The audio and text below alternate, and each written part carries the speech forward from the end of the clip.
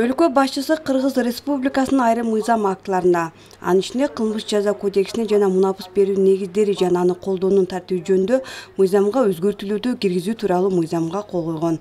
Анда балага карата кылмыш жасагандардын жазасы катаалданды. Эми балага каршы кылмыш жасаган бир да кылмышкер жазадан качып кутула албайт. Эскерүү мөөнөтү өткөнүнө карабастан, психикалык жактан ооруса дагы шарттуу түрдө эркиндикке чыга албайт, мунапыс ала албайт.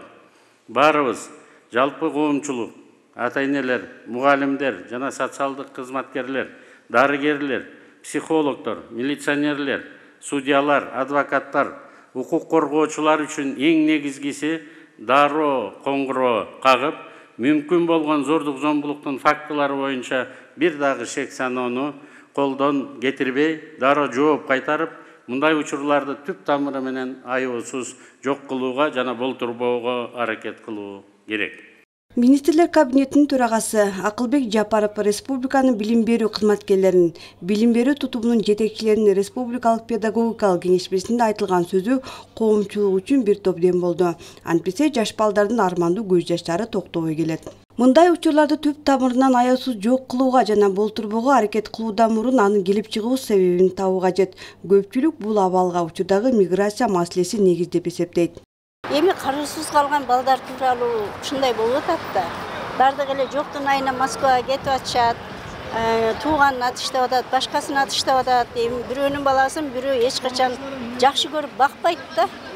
Ошондуктан ар ким ата-энеси өзү баккан жакшы деп ойлойм да.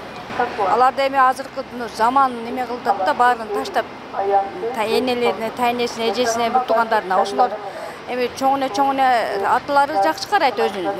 Эжеси башкача жатырактары ушуну зомбулукка туура келип атат да. Жыргаганынан эч ким жылкычы болгон жок. Ошентсе да үй бүлөдөгү тарбиянын жетиштүү деңгээлде эместиги да жагымсыз көрүнүштөрдүн көп болуусуна себеп.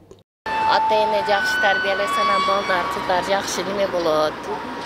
Ошо үй бүлөдөн дейм, биринчи орунда үй бүлөдө ата-энени немеси жакшы болуш керек. Ата-энелердин алыста жүргөнү го көбүрөөк. Ата-энелер алыста жүрүп, иштеп акча табабыз, ошо балдарды багабыз деп, балдарга жакшы көңүл бура албай атат. Бирок ошону жаштарыбыз да менимче жакшы түшүнбөй атат.